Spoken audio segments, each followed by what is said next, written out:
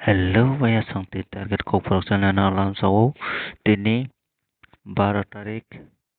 12 Mac 2023 ni norong house ending tai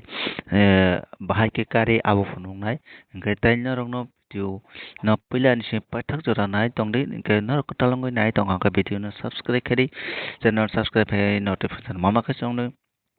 engke baya song norok no tini ang phunungnai mi aforo sing success de man maya norok nai nai di engke miani video non sing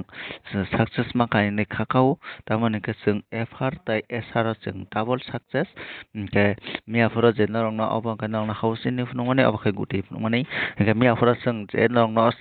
important ni samani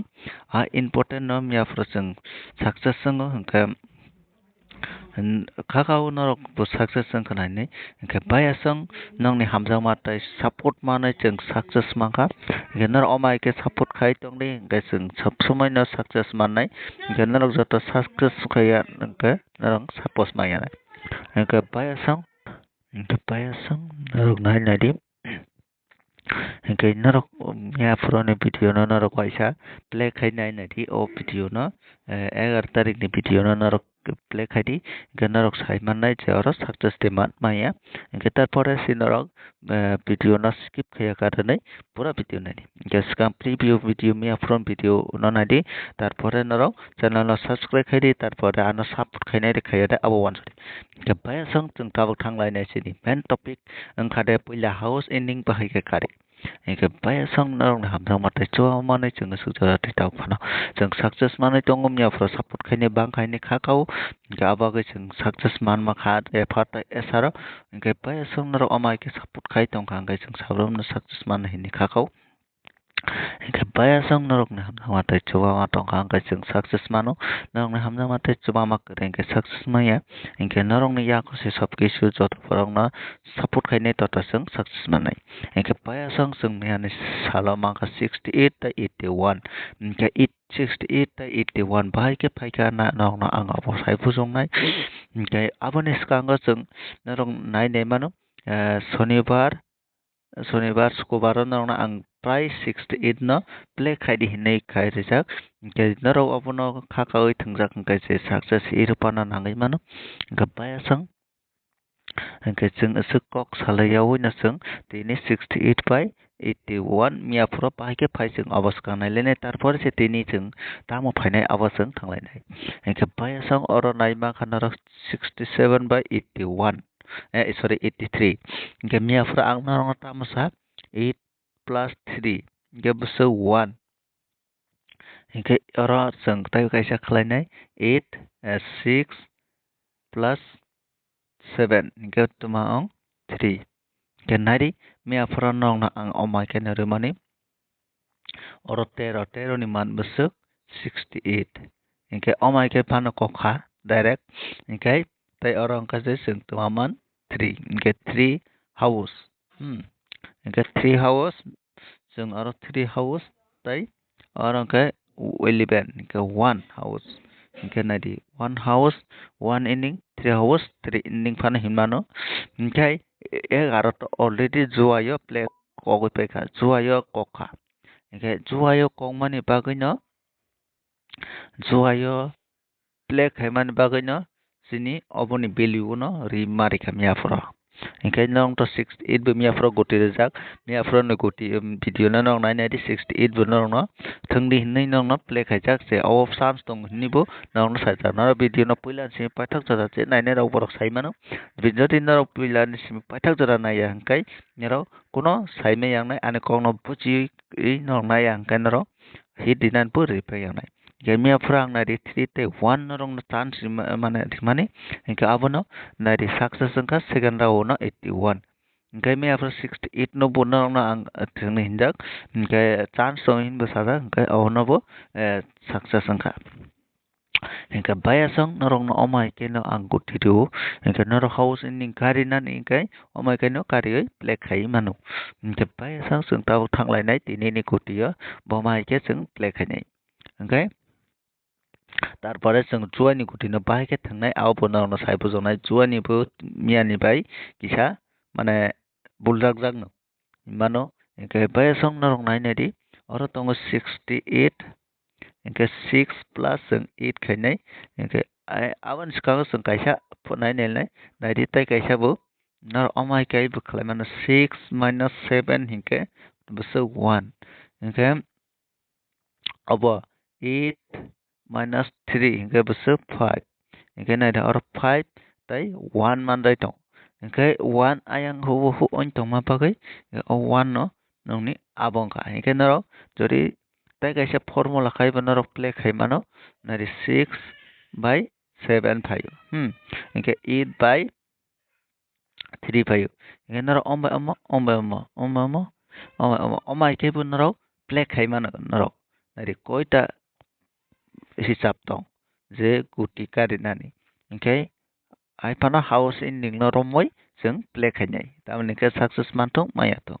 इनके बायसं ताबुक जों थांलायनाय जिनि तिनिनि गुटियो माने house ending इनके तिनि नों खादा 6 plus 8 इनके 6 by 8 न प्लस खायखांगा सो 4 माने 14 किंतु 14 नि मान बसो 69 इनके नायदि 69 अबनि बेल मानखा 69 इनके नायदि और जों 4th हाउस मानि दं 4th is 4 no इनके नायदि और ताय कायसा जों 8 plus 1 8 plus 1 खायखांगा जों तमामान 9 इनके अब माइनस खालायगा बसो 2 इनके अब माइनस खालायगा अब माइनस खालायगा 7 इनके नायदि जों और 9 मांखा हाउस ताय 4th हाउस इनके जों अबनि खेलानो नायखांखा 69 नि उल्टानो जों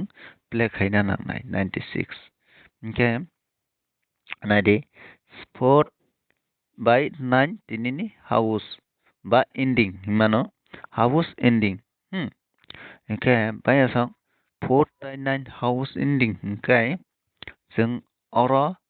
नायदि 0 9 कायसा जों एक इम्पोर्टेंट खाय मा थांनाय अब उलो साइड बानो आच्छा गति इनके जे भिडियो न पलानसिम पाठक जरा नाय जंनाय बरक साय माने ताउ नायदि और दुइटा हाउस एंडिंग मान जाखा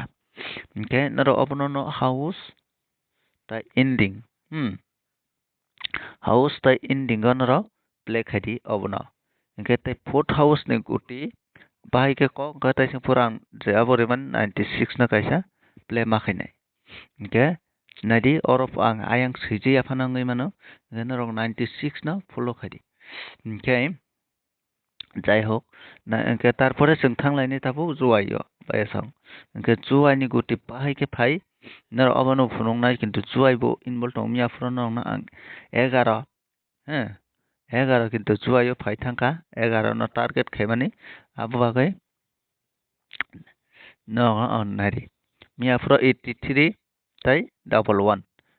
1 सेकंड राउंड फाय थांका 83 फर्स्ट राउंड इनके मिया फुरन बो अबनो नाय नायखांके नायदि हिसाब खायै 8 3 तारपर 1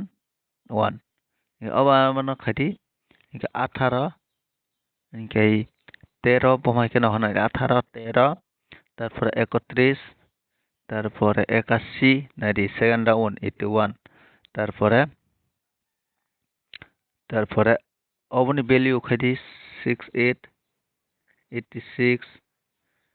68 86 तारपर अबनि वैल्यू खायदि अनमाखने खायदि इनके 68 86 इनके 63 36 अब आइखाय न मानजा फायजु बेपां न इनके नायदि और मियाफ्रा एफा ताय एसार न जुवायनि गुटि बेपा सक्सेस इंथां इनके बायसं नरक जुवायनि गुटि न बुजि खाना बमाय के थांनाय इनके दिनै रकम किसा चान्सेस दंफानो डाइरेक्ट कगनानि चान्स दङ जुवायनि गुटि इनके जों जुवायनो नायसंनाय ताबो नरो डाइरेक्ट न माने जुवायनि गुटि 11 फायके 11 डबल 1 डबल 6 प्ले खायदि इनके 38 फायके 83 38 अमाहायकिनो नरक साइटता नम्बर्स नामै प्ले खायदि दिनैनि साला ba next time no bujogo sairwano engke norok bujikhanani koktoma sa jodi joini number direct no जों ulta khaino play khainai tai abo जों mantan khlaiya engke norok bujikhana joini guti bomai ke thangnana engke paisang जों tabuk thanglai jini number engke norok saimano जों मियाफोर success मोनजाक दिन success ना हिंदी खाकाउ ei no tongo engke जों पहिला थांलायनाय normal गुति engke paisang jini normal गुति ang khana rong bagai 09 তারপরে 49 তারপরে 90 তারপরে 20 তারপরে 81 repeat chance tongo engke 81 তারপরে 15 তারপরে 15 তারপরে 26 তারপরে 64 তারপরে 83 তারপরে 17 তারপরে 43 engke miaforo to mane nai nai khangte piar haima tongo engke aboni bagoi जों double 0 তারপরে 05 খেলা নাইয়ে তারপরে double 8 engke logia naro 12 no kaisa mathangnai tamani ke tini 12 tarik engke bayasang oroni important nang khada ani hisabon naro obo kaisa important tongo engke o important engke ongo important tamani engke juani no tini obo ko kogiri mano engke obo তারপরে o tinta engke bayasang oro je takri mani abono ani ro Chinese tongo engke tai rok engke kisan chance kom engke bayasang narok thongnam sa ona kangke nai narok play khai engke narok nungoi mankhana je ora boma haike play khaina nangnai engke bayasang narok hamnang mantai chuba ma tong hangke narok support khadi tai video nok share khadi narok kobang khai engke si जों success manai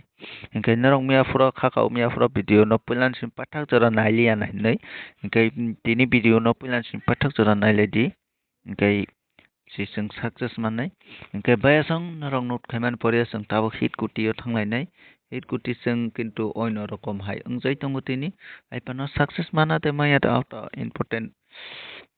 se koroi engke tamoni engke haipano play ma khainai naidi narok